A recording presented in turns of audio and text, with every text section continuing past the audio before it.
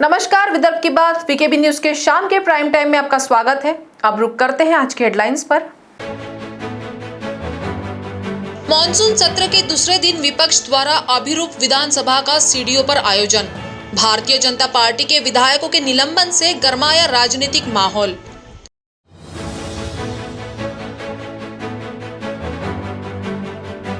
चौबीस घंटे के भीतर नागपुर के जरीपटका अवनी ज्वेलर्स में डकैती का हुआ पर्दाफाश। पूर्व नियोजित थी डकैती की वारदात, 2 आरोपी गिरफ्तार।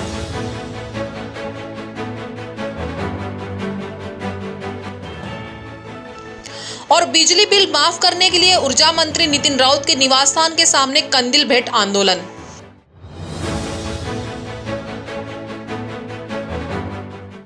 और अब खबरें विस्तार से। महाराष्ट्र विधान भवन में विपक्ष द्वारा प्रतीकात्मक विधानसभा का आयोजन मंगलवार को किया गया। भाजपा विधायकों के निलंबन के बाद भाजपा द्वारा पीठासीन अधिकारी पर एकतरफा निर्णय लेने का आरोप लगाया है। सदन में विपक्ष की बात सुनी नहीं जाती, इसलिए नेता विपक्ष के नेतृत्व में भाजपा विधायक द्वारा विधानसभा की सीढ़ियों पर ही समानांतर विधानसभा का आयोजन किया गया। महाराष्ट्र विधानमंडल मानसून सत्र के पहले दिन 12 भाजपा विधायकों को बदसलूकी के मामले में निलंबित करने का विरोध मानसून सत्र के दूसरे दिन भी देखा गया और इस विरोध प्रदर्शन में भाजपा के विधायकों ने विधान भवन की सीढ़ियों पर प्रतीकात्मक विधानसभा का आयोजन कर लिया, जहां देवेंद्र फडणवीस ने सदन के भीतर भारतीय जनता पार्टी के विधायकों के निलंबन का निषेध करते हुए इसे अन्यायकारक बताया।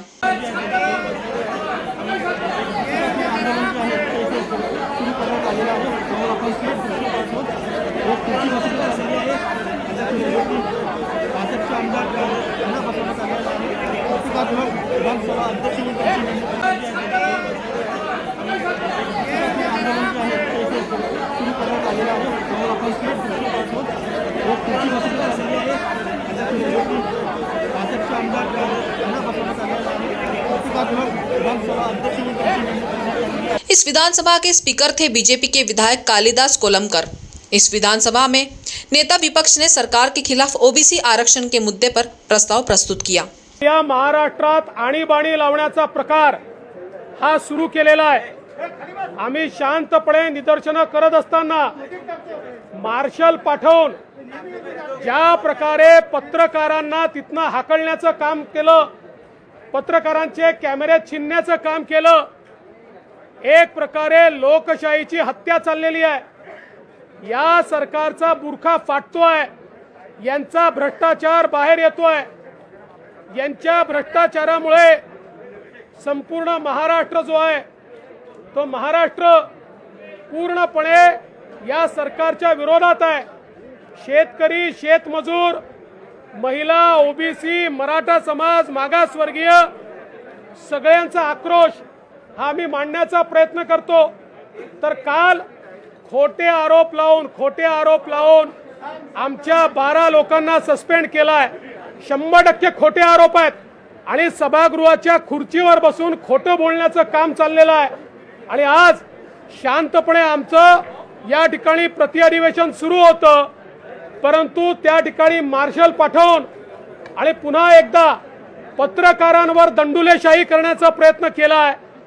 आम्ही जाणीवपूर्वक त्या ठिकाणी मार्शलांची आम्हाला भांडण करायचं नाही, ते काही आमचे शत्रू नाहीत आणि म्हणून आम्ही निर्णय घेतला आमचं अधिवेशन तर चालेल, पण जर ते प्रेसला त्या ठिकाणी हाकलून देत असतील, प्रेसचे कॅमेरे छीनत असतील, तर प्रेस रूम मध्ये आम्ही आता आमचं अधिवेशन या ठिकाणी चालवू। आपल्याला सगळ्यांना विनंती आहे, आता या लोकशाहीमध्ये लोकशाहीचा एक स्तंभ आम्ही आहोत आणि एक स्तंभ तुम्ही आहात आणि या दोन्ही स्तंभांना जर कुलूप लावण्याचं काम ठाकरे सरकार करणार असेल तर तुम्हाला आणि आम्हाला जिवंत व्हावं लागेल, जागृत व्हावं लागेल। आणि म्हणून आपल्याला विनंती आहे, आम्ही आता शांतपणे पुन्हा आमची विधानसभा या ठिकाणी सुरू करतोय। आपल्या सगळ्यांचं सहकार्य आम्हाला हवं आहे। आम्ही पहिले आमची अरेंजमेंट करतो, त्यानंतर तुम्ही देखील त्या ठिकाणी हा सगळा आवाज।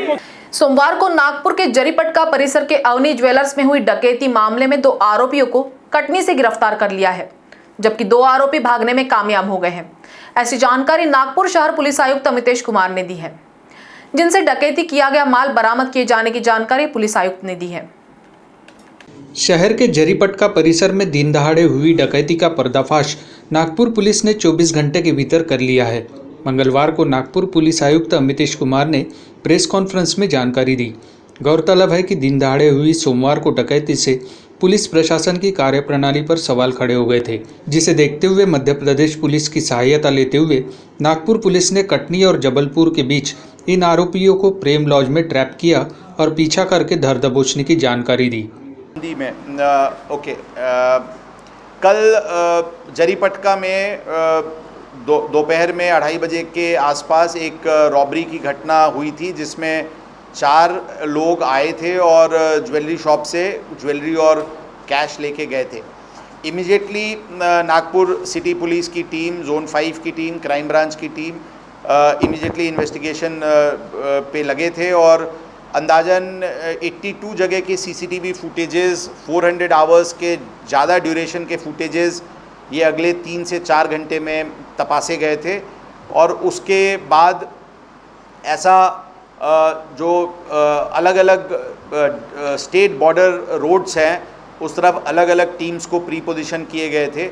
और इस सीसीटीवी फुटेजेस के बाद ऐसा निष्पन्न हुआ कि ये आरोपी एक आरोपी इसमें के एक महिला मित्र के साथ 1 तारीख को इस जगह पे रेकी करने के लिए आए थे और वो मध्य प्रदेश के बॉर्डर पॉइंट्स, टोल नाका पॉइंट्स पे उनकी सीसीटीवी फुटेजेस दिखी थी। तो ये मध्य प्रदेश की तरफ गए हैं, ऐसा निष्पन्न शाम को करीब 7, साढ़े 7 के आसपास तक हुआ था। ये जो रेकी करने आए थे, इनको जब फॉलो किया गया तो ये एक ATM में जाकर कुछ पैसा विड्रॉल किए, ऐसा सीसीटीवी फुटेज पे जानकारी मिली। उसके बाद उस ATM से डिटेल्स और बैंक से बाकी डिटेल्स रात को काफ़ी लेट तक वो डिटेल्स बैंक से प्राप्त हुए और उससे ये निष्पन्न हुआ कि ये आरोपी फ़िलहाल टेक्निकल इंटेलिजेंस के मदद से ये निष्पन्न हुआ कि वो जबलपुर और कटनी के बीच में, कटनी से 40 किलोमीटर पहले और जबलपुर से आगे ये एक लॉज में, प्रेम लॉज में रुके हुए हैं, ऐसा निष्पन्न हुआ। हमारी टीम जो शिवनी में थी उसको उस स्पॉट पे पहुंचने में मिनिमम 6 घंटे के समय लगने वाला था। उतना समय बर्बाद करना उपयुक्त नहीं था क्योंकि हमें शंका थी कि ये लोग उत्तर प्रदेश के दिशा में जा रहे हैं। हमने इमीडिएटली और हमारे ऑफिसर्स ने, जो भी हमारे बैचमेट्स और फ्रेंड्स मध्य प्रदेश पुलिस में हैं, उनसे मदद ली गई और रात को जबलपुर और कटनी पुलिस की जॉइंट टीम ने ऑपरेशन की और आरोपी ये प्रेम लॉज से निकल के जा रहे थे। वहाँ पे मोटरसाइकिल ने चेज़ उनको शुरू किया। एक मोटरसाइकिल ने कटनी पुलिस की मोटरसाइकिल के गाड़ी से धड़क लगी उनको और 2 लोग गिरे। वहाँ एक आरोपी का पैर फ्रैक्चर हुआ है, दूसरे को कुछ इंजरीज़ हैं। उन लोगों को ताबे में लिया गया है। दूसरी मोटरसाइकिल को दूसरी टीम करीब 20 किलोमीटर तक चेज़ करी, लेकिन वो आगे मोटरसाइकिल छोड़ के वो जंगल में चले गए। उनकी सर्च ऑपरेशन अभी भी शुरू है। जो अरेस्ट आरोपी हैं उनके पास से कुछ कैश, एक रिवॉल्वर, कुछ लाइव राउंड्स और कुछ सिल्वर और कुछ छोटे अमाउंट के गोल्ड ज्वेलरी रिकवर किए गए हैं। आगे की तपास इसमें शुरू है। इस पूरे टीम में जो एक टीम वर्क पूरी रात जो हमारे 4 DCPs, 2 एडिशनल CPs, ये लोग और उनके मध्य प्रदेश के काउंटर पार्ट्स, इन्होंने जो मिल के ये टीम वर्क को किया, इससे आरोपी मिलने में सफलता प्राप्त हुई है। इसमें पूरी टीम जो इसमें काम की है उनको 1 लाख रुपए का कैश रिवॉर्ड दिया गया है। नागपुर में बहुजन मुक्ति पार्टी द्वारा ऊर्जा मंत्री नितिन राउत के निवास स्थान परिसर में बिजली बिल माफ करने की मांग को लेकर प्रदर्शन किया गया। कोरोना के समय आम जनता को महंगाई का सामना करना पड़ रहा है, जिसे देखते हुए घर पर बड़े पैमाने पर बिजली बिल भेजे जा रहे हैं। इन बिजली बिलों को माफ कर गरीब जनता को परेशानियों से निजात दिलाने की मांग को लेकर नागपुर में ऊर्जा मंत्री के निवास स्थान परिसर में कंदिल भेंट आंदोलन बहुजन मुक्ति पार्टी द्वारा किया गया, जहां बिजली बिलों को माफ करने की मांग आंदोलनकर्ताओं ने की। सगळ्यात महत्त्वाचं कारण असं आहे की गेल्या 1 वर्षापासून देशामध्ये लॉकडाऊन आहे आणि महाराष्ट्र राज्यामध्ये ब्रेक द चेन सुरू आहे आणि अशा स्थितीमध्ये सामान्य जनतेवर मोठ्या प्रमाणावर निर्बंध लावलेले आहेत। त्याच्यामुळे सामान्य जनतेवर आर्थिक संकट सापडलेले आहेत आणि ते विजेचे बिल भरू शकत नाही। तर ऊर्जा मंत्री आणि आघाडी सरकारचे कर्तव्य किंवा जबाबदारी आहे की त्यांनी सामान्य जनतेचे विजेचे बिल माफ करायला पाहिजे होतं, परंतु त्यांनी तसे केलेलं नाही। म्हणून आज या कंदिल भेट आंदोलनामार्फत बहुजन मुक्ती पार्टीच्या वतीनं माननीय ऊर्जा मंत्री नितीन राऊत साहेब यांना कंदीलपेठ आम्ही करणार आहोत। ओबीसी समाज की जनगणना की जाए। वर्ष 2011 का ओबीसी इंपीरिकल डाटा केंद्र सरकार ने देना चाहिए। इसी मांग को लेकर महाराष्ट्र प्रांतिक तेली महासभा केंद्र सरकार के विरोध में प्रदर्शन किया गया। इस दौरान ओबीसी समाज के लोगों ने समाज पर होने वाले अत्याचार के फलक हाथ में लिए प्रदर्शन किया। वहीं आपसी समन्वय रखकर केंद्र और राज्य सरकार ओबीसी समाज के आरक्षण के लिए कार्य करे, ऐसी मांग इस दौरान प्रदर्शनकारियों ने की। ओबीसी आरक्षणचा निषेध करणाऱ्या 12 आमदारांचा जागा हो, महाराष्ट्राच्या जागा हो, ओबीसी मित्रा जागा हो, महाराष्ट्राच्या जागा हो, जनगणना झालीच पाहिजे, झालीच पाहिजे, झालीच पाहिजे, ओबीसी जनगणना झालीच पाहिजे, झालीच पाहिजे, झालीच पाहिजे, ओबीसी जनगणना झालीच पाहिजे। इथे महाराष्ट्र प्रांतिक तेली समाज महासभेच्या वतीने शहरातील सर्व पदाधिकारी, प्रदेश लेवलवरचे सर्व पदाधिकारी एकत्र झालेले आहोत। मागील काही काळापासून केंद्र सरकारने इन्फोरियल डाटा हा महाराष्ट्र सरकारला देण्याचे जे ठरवले होते ते देवेंद्र फडणवीस यांच्या काळात ते काही त्यांनी महाराष्ट्र शासनाला दिले नाही, परंतु यावेळेस महाराष्ट्र शासनाला तो डाटा मिळाला। परंतु देवेंद्र फडणवीस आणि त्यांच्या लगतचे जे आमदार होते त्यांनी या डाटाचा निषेध करून जे काही सरकारच्या ओबीसी समाजावर निर्णय घेणार होते त्यात अडथळा आणला। मला असे म्हणायचे आहे, जेव्हा एकीकडे देवेंद्र फडणवीस म्हणतात की आम्ही ओबीसी समाजासोबत आहोत, मोठे मोठे मोर्चे काढतात, बॅनर पोस्टर करतात आणि ओबीसी समाजाला सांगतात की आम्हाला तुमची कळकळ आहे, परंतु एकीकडे दुटप्पी हे वागणं पाहून हा ओबीसी समाज आता जागृत झालेला आहे। भविष्यात कधी यांच्यावर आम्ही विश्वास करणार नाही। आमच्या मागण्या आहे त्या ओबीसी समाजाची जनगणना झाली पाहिजे आणि जे काही जनगणनेच्या आधारावर जो काही आमचा आकडा असेल त्यानुसार आम्हाला आरक्षण द्यावे। नागपुर ग्रामीण परिसर में होने वाले जिला परिषद और पंचायत समिति के उपचुनाव में भारतीय जनता पार्टी द्वारा सभी सीटों के लिए उम्मीदवारी घोषित की है, जहां पूरी शक्ति के साथ इन उपचुनाव में जीत का दावा भारतीय जनता पार्टी के जिलाध्यक्ष अरविंद गजभिये ने किया है। नागपूर जिल्ह्यामध्ये जिल्हा परिषदेच्या पोटनिवडणुका आणि पंचायत समितीच्या पोटनिवडणुका होऊ घातलेल्या आहेत।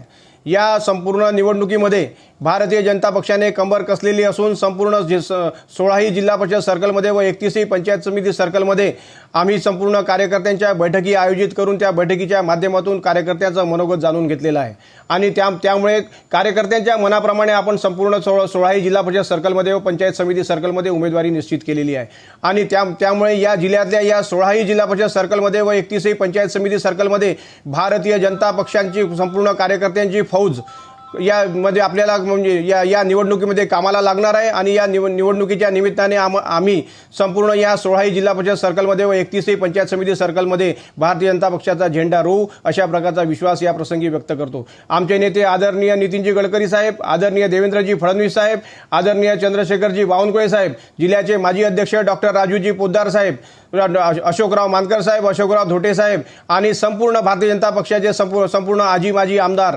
जिल्ह्याचे संपूर्ण पदाधिकारी या सर्वांना सोबत घेऊन या निवडणुकीमध्ये आम्ही प्रचाराची रणधुमाळी करणार आहोत आणि त्यामुळे मला विश्वास आहे की भारतीय जनता पक्षाच्या या संपूर्ण नेते मंडळीच्या नेतृत्वामध्ये या जिल्हा परिषदेच्या 16ही जागा आणि पंचायत समितीच्या 31ही जागांवर आम्ही आमचा झेंडा रोवू अशा प्रकारचा विश्वास या प्रसंगी व्यक्त करतो। धन्यवाद। वक्त हो चला है एक ब्रेक का, मिलते एक छोटे से ब्रेक के बाद। कहते हैं जब प्रोफेशनल लाइफ रंग लाती है तो पर्सनल लाइफ थोड़ी फीकी पड़ जाती है। गलत, बस बैलेंस जरूरी है। जैसे एक्स्ट्रा लाल और एक्स्ट्रा तेज एक ही चिली पाउडर में हो सकते हैं। नेचुरल रेड और तीखेपन का परफेक्ट बैलेंस है सुरुचि तेजा लाल चिली पाउडर। खाने में हो रुचि तो घर लाइए सुरुचि। अपने सपनों की उड़ान भरने की इच्छा तो हर किसी की होती है, पर पंख भी तो मजबूत होने चाहिए। जो देता है flywheel aviation academy. Flywheel aviation academy एक ऐसा इंस्टीट्यूट है जहां पर एयरलाइंस एंड एयरपोर्ट हॉस्पिटैलिटी और टूरिज्म मैनेजमेंट, साथ ही यहां campus interview, guidance by industry expert, practical training at airport, expert faculty, personal grooming जैसे कई सारे बेनिफिट्स आप पा सकते हैं। Flywheel aviation academy, 1 degree, 3 job opportunities. Flywheel Aviation Academy gives you a degree or diploma with a job. Flywheel Aviation Academy, 365 Gandhinagar, LAD College Square, beside Karnataka bank Nagpur. Break के बाद आपका स्वागत है। शहर में कोरोना के खिलाफ लड़ने के लिए शुरू किया गया वैक्सीनेशन अभियान लड़खड़ाते हुए चल रहा है। लगातार हर दूसरे दिन यह अभियान बंद होने से अब लोगों में इस कार्य प्रणाली को लेकर रोष फैलता जा रहा है। मंगलवार को भी मनपा के किसी भी वैक्सीनेशन सेंटर पर टीकाकरण नहीं होने की जानकारी मनपा के अतिरिक्त आयुक्त राम जोशी ने दी है। नागपुर महानगर पालिका के अतिरिक्त आयुक्त राम जोशी ने कहा कि मनपा को कोविशील्ड वैक्सीन पर्याप्त मात्रा में उपलब्ध नहीं कराई गई है, जिससे मंगलवार को किसी भी आयु वर्ग के लोगों को वैक्सीन नहीं दी जा सकेगी। केवल कोवैक्सीन उपलब्ध होने के कारण 18+ को इसका पहला और दूसरा डोज मेडिकल अस्पताल, इंदिरा चौक स्थित डॉक्टर बाबा साहेब आम्बेडकर अस्पताल और महल रोग निदान केंद्र पर दिया जाएगा। महानगर पालिका द्वारा इस सप्ताह के लगातार दूसरे दिन भी वैक्सीनेशन के बंद होने के कारण नागरिकों में रोष फैलता जा रहा है। ऐसे में आने वाली तीसरी लहर को देखते हुए महानगर पालिका ने जल्द से जल्द वैक्सीनेशन कार्यक्रम पर जोर देने की आवश्यकता है। महाराष्ट्र राज्य शिक्षक परिषद पिछले 20 माह से अपनी मांगों की ओर सरकार का ध्यान आकर्षित कर रही है, लेकिन सरकार इस ओर कोई ध्यान नहीं दे रही है। इसके विरोध में शिक्षकों ने काले फीते लगाकर आंदोलन किया। मांगों के लिए जिला, तहसील और राज्य स्तर पर सरकार को निवेदन सौंपा गया। परिषद का कहना है कि कोविड को देखते हुए हमने तीव्र आंदोलनों को टालने का प्रयास किया। सरकार ने हमारी मांगों की ओर ध्यान नहीं दिया तो मजबूरन उग्र आंदोलन करना होगा। विधायक नागो गानार ने सरकार शिक्षकों की 32 मांगों का ज्ञापन दिया था। इन मांगों में पुरानी पेंशन योजना लागू करना, 7वें वेतन आयोग के बकाया की पहली और दूसरी किस्त तत्काल प्रदान करना, शिक्षकेतर कर्मचारियों के पदों की रिक्त पदों की भर्ती, कोरोनाग्रस्त शिक्षकों एवं शिक्षकेतर कर्मचारियों को विशेष अवकाश प्रदान करना शामिल है। महाराष्ट्र विधानमंडल में भाजपा के 12 विधायकों के निलंबन के मुद्दे पर आज मंगलवार को भारतीय जनता पार्टी ने नागपुर में राज्य सरकार का पुतला फूंका। महाल के बड़कस चौक पर आयोजित विरोध प्रदर्शन में भाजपा के प्रदेश महासचिव चंद्रशेखर बावनकुले ने 12 विधायकों के निलंबन वापस लेने की मांग करते हुए इसे अन्यायपूर्वक बताया। भारतीय जनता युवा मोर्चा भारत माता की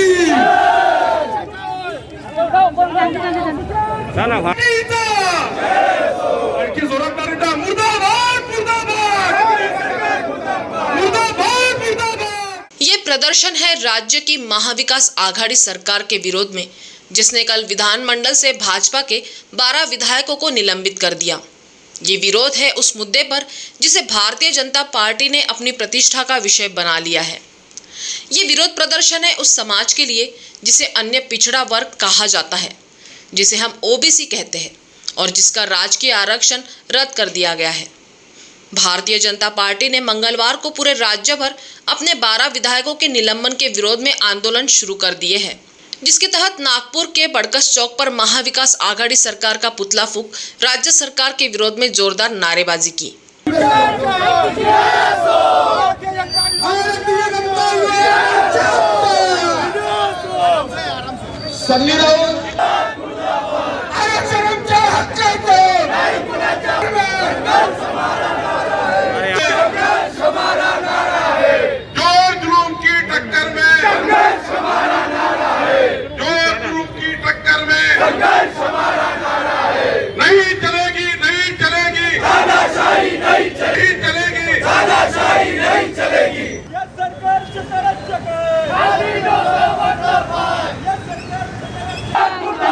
वैसे तो भारतीय जनता पार्टी के 12 विधायकों के निलंबन के विरोध में पूरे महाराष्ट्र में विरोध प्रदर्शन किए जा रहे हैं, लेकिन संघ मुख्यालय परिसर के पास बड़कस चौक पर भाजपा कार्यकर्ता काफी आक्रामक दिखे, जिसका नेतृत्व खुद भाजपा प्रदेश महासचिव चंद्रशेखर बावनकुले कर रहे थे, जिन्होंने 12 विधायकों के निलंबन के निर्णय का विरोध किया और जल्द उनके निलंबन को वापस लिया जाए ऐसी मांग की। निर्णय के खिलाफ है। ओबीसी के लिए सुप्रीम कोर्ट ने कहा ओबीसी का डेटा सरकार ने तैयार करना चाहिए, महाराष्ट्र सरकार ने तैयार करके आरक्षण देना चाहिए। लेकिन ये सरकार ने जो ठहराव लाया वो केंद्र सरकार के ऊपर उंगली दिखा के लाया है, जिसका सुप्रीम कोर्ट ने कहा है कि महाराष्ट्र सरकार करे।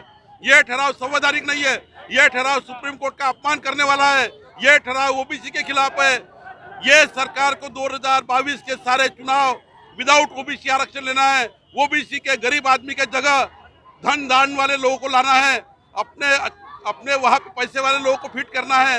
ये सरकार, माननीय मुख्यमंत्री, उप मुख्यमंत्री, ये आरक्षण को दबाना चाहते हैं, बड़ा ओबीसी समाज का मुंह बंद करना चाहते हैं। हम ये सरकार को नहीं छोड़ेंगे, हम ये सरकार के खिलाफ पूरे महाराष्ट्र में आंदोलन करेंगे और जब तक 12 एमएलए को वापस नहीं लेंगे तब तक आंदोलन चलता रहेगा। नहीं, ये महाराष्ट्र सरकार पहले दिन से राजनीति कर रही है, राजनीति करके बीजेपी को बदनाम करना चाहती है। ये सरकार, अध्यक्ष का चुनाव इनके पास बहुमत नहीं रहा है और अध्यक्ष का चुनाव इनको 12 एमएलए को निलंबित करके करवाना है। इनमें राजनीति है अध्यक्ष पद के चुनाव की, इसलिए ये ऐसा कर रहे हैं। मुझे लगता है कि आज रात तक अगर ये सरकार ने 12 लोगों को वापस नहीं लिया तो महाराष्ट्र में फिर आंदोलन होगा और ये सरकार के खिलाफ हम रास्ते में लड़ेंगे। करीब घंटे भर चले प्रदर्शन में भारतीय जनता पार्टी का रोष राज्य सरकार के विरोध में किया गया, जबकि ओबीसी आरक्षण के मुद्दे पर राजकीय माहौल गर्मा जाने जैसे माहौल इन दिनों राज्य में देखे जा रहे हैं और भाजपा इस मुद्दे के जरिए पूरी तरह से राज्य सरकार पर हावी होती फिलहाल नजर आ रही है। नागपुर से मुकेश हेड़व, वीकेबी न्यूज के लिए। नागपुर के बागल अखाड़ा परिसर में एक ही परिवार के 5 लोगों का दिल दहलाने वाला हत्याकांड आलोक माटुरकर जैसे भेड़ियों से सावधान रहने की चेतावनी समाज को दे गया है, क्योंकि इस आलोक माटुरकर ने जीजा और साली के रिश्ते को इस कदर कलंकित किया है कि उसे बरसों तक भुलाया नहीं जा सकेगा। जिस साली को उसने 5 वर्ष की आयु से बेटी की तरह पाला पोसा, उसी साली के जवान होते ही उसकी नियत में खोट आ गई और वह उसे अपने अय्याशियों के लिए इस्तेमाल करने लगा था। अवैध संबंधों की इसी नाव ने एक ही परिवार के 5 लोगों को असमय ही इस संसार से विदा कर दिया। यह घटना नागपुर शहर में 20 जून की रात की है, जब पाचपावली के बागल अखाड़ा परिसर जैसे घनी बस्ती में 45 वर्षीय आलोक माटुरकर ने पत्नी विजया, 12 वर्षीय बेटे साहिल, 15 वर्षीय बेटी परी, साली अमीषा बोबड़े और सास लक्ष्मी बोबड़े की क्रूरतापूर्वक हत्या कर दी थी। और इन हत्याओं के बाद इस सिरफिरे हत्यारे ने खुद भी फांसी लगाकर अपनी जान दे दी थी। इस तरह कुकर्मी ने 5 हत्याओं के बाद अपना अंत तो कर लिया, लेकिन जीजा साली के रिश्ते को तार तार करते हुए अपने कुकर्म की एक दास्तान भी समाज के समक्ष छोड़ गया है। आलोक और उसकी पत्नी विजया एक गारमेंट कारखाने में काम करते थे। आलोक कपड़ों की पैकिंग का काम करता था, जबकि विजया प्रेस करती थी। इसी काम के दौरान दोनों की पहचान हुई, करीबी बढ़ी, प्यार हुआ और दोनों ने शादी कर ली थी। विजया बोबड़े की बहन अमीषा बोबड़े उस समय महज 4 से 5 वर्ष की थी। दोनों उसे बेटी की तरह प्यार करते थे। शादी के बाद आलोक और विजया ने 8 वर्ष पहले अमरावती जाकर कारोबार करने का फैसला किया था और वे मुंह बोली बेटी अमीषा को भी साथ ले गए थे। अमरावती जिले के तलेगांव में आलोक ने गारमेंट का कारखाना शुरू किया था। उस वक्त अमीषा मात्र 8वीं कक्षा की छात्रा थी। साली को बेटी की तरह चाहने वाला दामाद मिलने पर ससुराल वाले भी खुश थे और अपनी बेटी की अच्छे से पढ़ाई हो सके, इस इरादे से उन्होंने आलोक और विजया के साथ अमीषा को भी भेज दिया था। अमरावती में उनके साथ रहते हुए अमीषा ने अमरावती में 12वीं तक पढ़ाई की। युवा अवस्था की दहलीज पर कदम रख रही अमीषा के खर्च बढ़ गए थे, लेकिन कारखाना अच्छी तरह चलने से आलोक ने उसके खर्च में कोई कमी नहीं रखी थी। लेकिन इसके साथ साथ उसके अपनी बेटी जैसे साली से अवैध संबंध कब स्थापित हो गए पता ही नहीं चल सका। अमरावती जिले में 1.5 साल पहले उसके गारमेंट कारखाने में आग लगी और आलोक का सब कुछ खाक हो चुका था। उस पर 70 लाख का कर्ज बकाया था। इससे मायूस होकर आलोक ने नए सिरे से कारोबार शुरू करने का फैसला किया और परिवार के साथ नागपुर लौटा। लेकिन नागपुर आने पर भी उसका अपनी साली पर एकाधिकार कायम ही था। इससे अमीषा को बहुत चिढ़ होती थी और अपने जीजा का उसके निजी जीवन में दखल उसे नहीं भाता था। इसी कारण परिवार में अक्सर विवाद होते थे। 20 जून को भी ऐसा ही विवाद हुआ और आलोक ने सबसे पहले अपनी साली की हत्या कर डाली। इसके बाद यह राज खुलने के डर से सास, पत्नी, बेटे व बेटी का भी कत्ल कर डाला। वह इतना मायूस हो चुका था कि बाद में उसने फांसी लगाकर अपनी जान दे दी। इस वारदात ने सबको दहला कर रख दिया, जबकि जीजा साली के रिश्ते को भी कलंकित कर दिया, जिसे भुला पाने में नागपुर वासियों को बरसों लग जाएंगे। तो शाम के प्राइम टाइम न्यूज में अभी इतना ही। आपसे फिर मुलाकात होगी। तब तक बने रहिए वीकेबी न्यूज के साथ। नमस्कार।